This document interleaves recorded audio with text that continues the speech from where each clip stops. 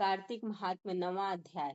पृथु बोले, हे महाराज, जो आपने कार्तिक का व्रत विस्तार सहित कहा, उसमें आपने जो तुलसी के मूल में विष्णु पूजन का वर्णन किया, वह मैं तुलसी का महात्म्य जानना चाहता हूँ। तुलसी देव भगवान को अति प्यारी कैसे हुई? हे नारद, यह तुलसी कैसे और कौन से स्थान में उत्पन्न हुई? आप सर्वज्ञ हो, अतः यह सब संक्षेप में मुझे बतलाइए। नारद जी बोले, एक समय सब देवताओं से युक्त और अप्सरागण द्वारा सेवित इंद्र शिव जी के दर्शन के लिए कैलाश पर्वत को गए। इंद्र ने शिव जी के स्थान में जाकर भयंकर कर्म वाले एवं दांतों और आंखों से भयानक एक पुरुष देखा। इंद्र ने उससे पूछा, रे तू कौन है? जगत के ईश्वर शिव जी कहाँ गए? हे राजन, ऐसे बारंबार पूछने पर जब वह कुछ न बोला, तब इंद्र कुछ क्रुद्ध होकर बोले, जो मेरे पूछने पर भी तूने उत्तर नहीं दिया, इससे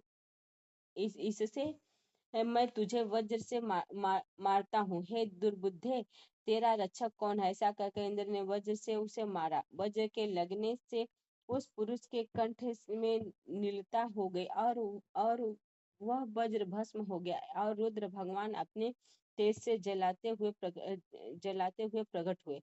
उन्हें देखकर बृहस्पति जी शीघ्र ही हाथ जोड़कर इंद्र भी भूमि में दंडवत प्रणाम करके स्तुति करने लगे। बृहस्पति बोले, हे देवताओं के अधिदेवता त्रिनेत्र तथा कर्मदि, आपको नमस्कार है।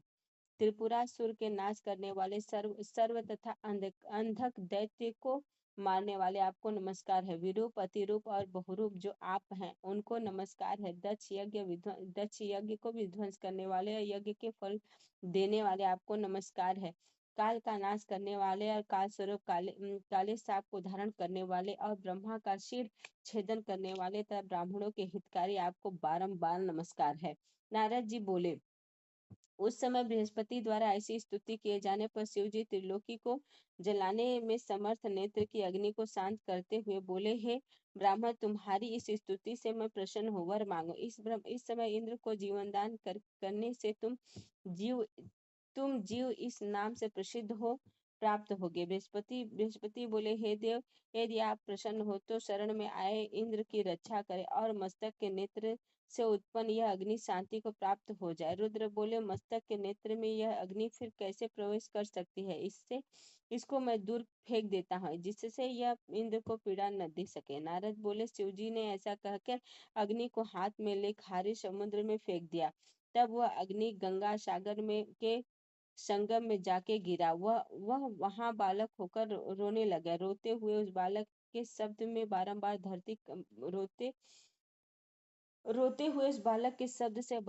धरती कांपने लगी। उसने अपने रुदन से स्वर्ग से सत्यलोक पर्यंत के लोक बहिरे कर दिए। रोने का शब्द सुनकर यह क्या है, ऐसे विस्मित हो ब्रह्मा जी वहां पहुंचे। आते ही समुद्र की गोदी में उस बालक को देख ब्रह्मा जी बोले, यह अद्भुत बालक कौन है? यह ब्रह्मा जी का वचन सुनकर समुद्र बोला और ब्रह्मा को आते देख समुद्र ने हाथ जोड़ा और प्रणाम कर उस बालक को अपनी गोदी में बैठा दिया और कहा कि गंगा सागर के संगम में उत्पन्न यह मेरा पुत्र है। हे जगत के गुरु, इसके जात कर्म आदि संस्कार कीजिए। नारद जी बोले, हे समुद्र, ऐसा कह ही रहा था कि समुद्र के पुत्र उस बालक ने ब्रह्मा की दाढ़ी पकड़ ली और बारंबार हिलाने लगा। दाढ़ी पकड़कर हिलाने से ब्रह्मा के नेत्रों में जल बह चला, अर्थात अश्रुपात हो गया। बड़ी कठिनाई से उन्होंने जब दाढ़ी छुड़ा पाई, तब ब्रह्मा समुद्र से बोले, इसने हमारे नेत्र से जल निकाला है, इससे यह जलंधर इस नाम से प्रसिद्ध होगा।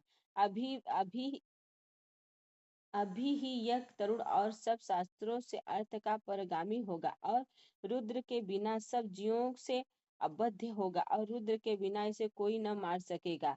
जहाँ से यह उत्पन्न हुआ है वहीं फिर लीन हो जाएगा। नारद जी बोले, ऐसा कहकर उन्होंने शुक्राचार्य को बुलाया और उसे राजगद्दी पर बैठाया। फिर समुद्र से आज्ञा लेकर ब्रह्मा अंतर्ध्यान हो गए। तदनंतर उसको देखने से प्रसन्न नेत्र सागर ने उसकी स्त्री के लिए कालनेमी की सुता वृंदा की याचना की। इसके बाद कालनेमी आदि असुर ने प्रसन्न होकर उस पुत्री का दान किया। बलि जलंधर अति प्रीति करने वाली और वश में रहने वाली वृंदा को पाकर शुक्राचार्य की सहायता से पृथ्वी का पालन अर्थात राज्य करने लगा।